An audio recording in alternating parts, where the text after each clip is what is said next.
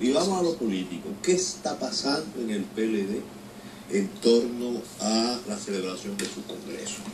Hay, por lo menos uno conoce opiniones encontradas, vamos a decir así.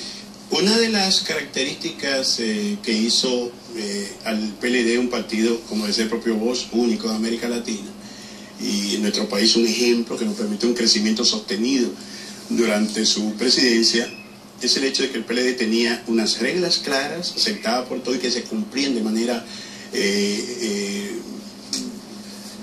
digamos, contundente. Y efectivamente, por ejemplo, la salida del periódico, que era no solamente un órgano de difusión, de comunicación, sino también un organizador. Sí. El hecho de que los miembros del partido cotizaban motus propios, aún estando en la oposición, que salíamos a hacer la colecta a las calles y demás, fue un factor fundamental del presidente Bosch para constituir una fuerza política importante. Yo recuerdo que otro gran pensador latinoamericano, Allá de la Torre, cuando Bosch decidió fundar el PLD, le decía que como a sus años él se dedicaba nuevamente a organizar un partido, y yo pienso que valió la pena ese esfuerzo que hizo el profesor Juan Bosch. El PLD hacía su congreso cada 4 años, de manera indefectible. Pasados los procesos electorales y presidenciales, el PLD hacía su congreso.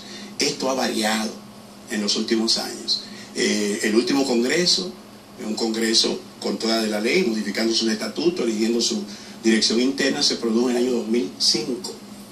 Correspondía por una modificación hacer el congreso en el año 2010 porque se puso 5 años para la duración de las autoridades del partido.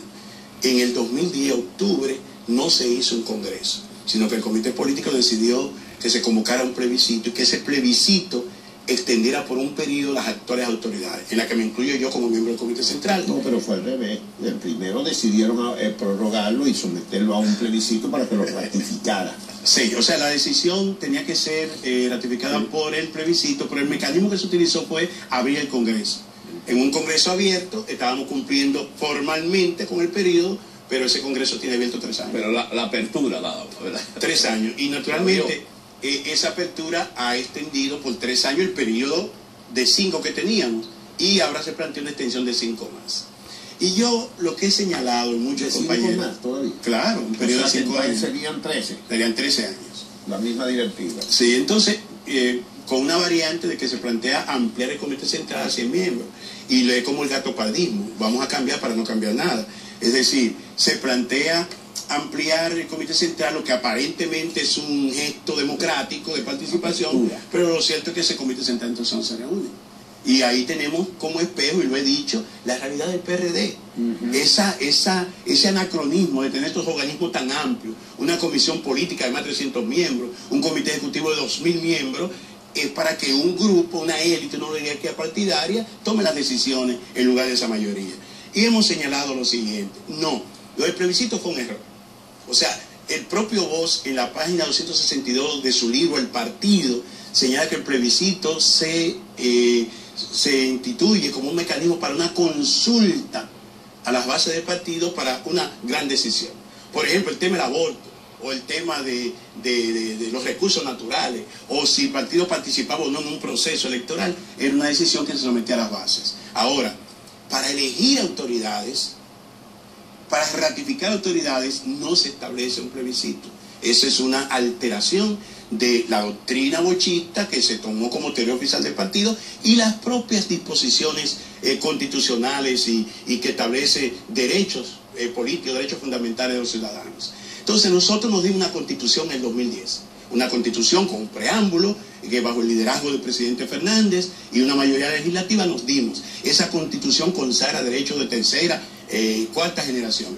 Y esa constitución establece que la vida interna de los partidos debe asumirse en una ley, que es la famosa ley de partidos políticos, que por más de una década no hemos podido dar.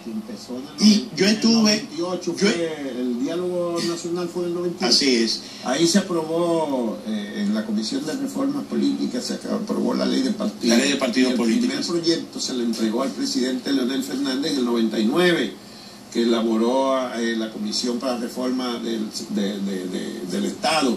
Allá estaba quien era al frente, era Onofre, que estaba en ese momento.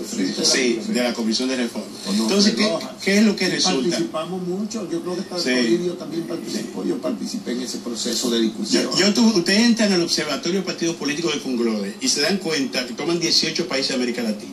Todos los países con mayor nivel de desarrollo político, económico, tienen una ley de partido, además de su código electoral. Usted encuentra, ¿quién no lo tiene? República Dominicana, Paraguay, Nicaragua, que todavía están, Honduras, construyendo una democracia que nosotros nos damos el lujo de decir que la tenemos de 1966. Entonces, no es posible. ¿Por qué? Porque la propia Constitución de la República, en sus artículos 14, 214, 215, 216, ya establece que la vida interna de los partidos, la democracia interna de los partidos está por encima de la autonomía de las propias organizaciones políticas. El 214 crea el Tribunal Superior Electoral. ¿Ustedes conocen la ley orgánica del Tribunal Superior Electoral? Ese tribunal está facultado a intervenir en la vida interna de los partidos. Incluso puede anular decisiones de este tipo, esas decisiones plebiscitarias, naturalmente bien fundamentadas. Pero también todo el mundo ha observado ahora cómo la gente recurre al amparo ante ese tribunal. Entonces, el 216 dice que la vida interna de los partidos, que garantice los derechos fundamentales de los afiliados, debe estar contenido en una ley. De manera que lo que estamos planteando es que este 8º Congreso del Partido de Liberación Dominicana pueda alinear nuestros estatutos a lo que dice la Constitución de la República y las leyes. La ley de partidos políticos que tiene que aprobarse con un mandato constitucional, la ley electoral que también debe aprobarse y la propia ley que crea el Tribunal Superior Electoral. Y esto implica, yo tengo el proyecto que sometió la Junta Central Electoral y el que sometió con modificaciones Miguel Vargas para el tema del financiamiento y el que sometieron unos diputados del Partido Reformista Social Cristiano. Y en todo se dice que la duración de las direcciones de los partidos es de 4 años, que no puede exceder el mandato presidencial. Entonces, nosotros que promovimos una constitución moderna, progresista, que garantiza derechos fundamentales y ciudadanos, tenemos que, en la vida interna de nuestra organización, alinear nuestros preceptos. Bueno, pero ¿cuándo el Congreso? El Congreso está abierto. El Congreso, ¿cuándo va a abierto? Se ha dicho que comienza a sesionar en el mes de marzo y que debe concluir, debe concluir el 15 de diciembre, cuando estaremos celebrando el 40 aniversario del partido.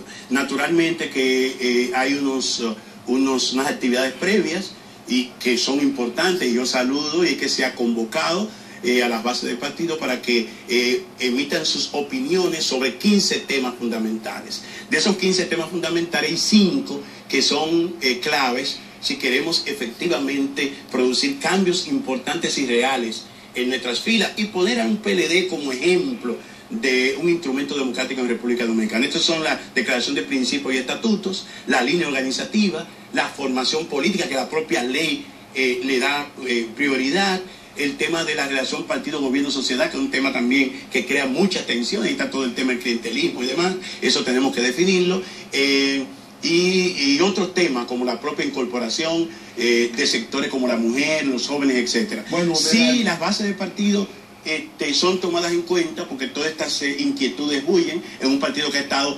represado por muchos años, que no ha habido elecciones internas. Desde 2001 no hay elecciones en los organismos intermedios, elecciones democráticas. Y de 2005 hasta la fecha solo ha habido decisiones administrativas en todos los niveles de dirección de la organización política. Melanio Paredes, y a ese cuadro que está presentando en cuanto al funcionamiento de los organismos del PLD, se le agrega todo el proceso de decomposición, de clientelismo, de corrupción, de tráfico, el boato que muestran muchos dirigentes de ese partido.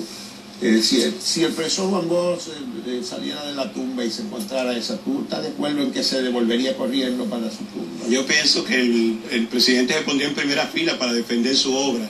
Y es lo que yo entiendo. El presidente Leonel Fernández debe ponerse las botas como líder del presidente del partido, debe promover que la organización pueda darse lo que en el ámbito de la sociedad ha promovido.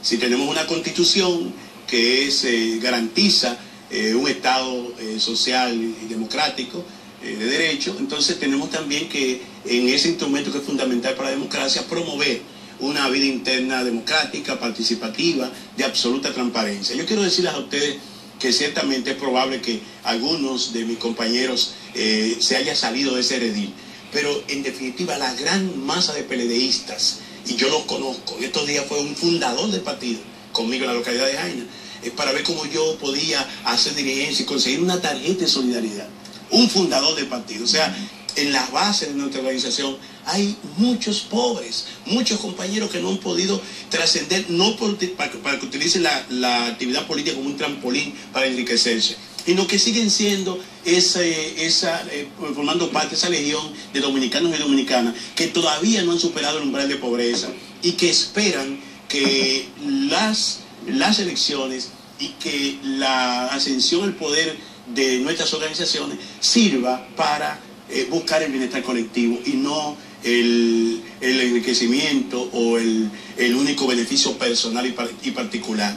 Esa masa de PLDistas yo espero que hagan acto de presencia ahora en el Congreso, que no asuman una posición de conformismo, de que todo está decidido, de que ya hay listas que están circulando. ¿Tú vas a llevar al Congreso la propuesta de que se elijan ahora? ¿No? Claro que sí. Conozco de muchos presidentes de comités intermedios, de muchos compañeros que están llevando la propuesta de que se vuelva al procedimiento original, de que las posiciones en todos los niveles, del comité político hasta un comité de base, duren 4 años y que nos sometamos al escrutinio de las bases en cada proceso. Esto garantiza, a elegir en el Congreso. Sí, naturalmente, que sea un Congreso total y renovador, que además de ver los documentos, además de hacerlo moderno, tenga el contenido y que sobre todo garantice la democracia interna. Yo pienso que eso da garantía, hay continuidad de aquellos dirigentes que lo hayan hecho bien. Nadie está poniendo en tela de juicio, nadie le cuestiona al presidente Fernández el liderazgo que tiene en la organización en el país, y él será votado ampliamente. El propio presidente Medina. Naturalmente. Votado. Entonces, si eso es así, no hay razón para que no abramos ese proceso y seamos un ejemplo, como lo quiso el profesor Juan Bosch, en la sociedad dominicana. Bueno, pues muchísimas gracias al licenciado Melanio Paredes, dirigente del Partido de la Liberación Dominicana, ex ministro de Educación y un viejo militante de la política nacional, por la comparecencia de esta mañana.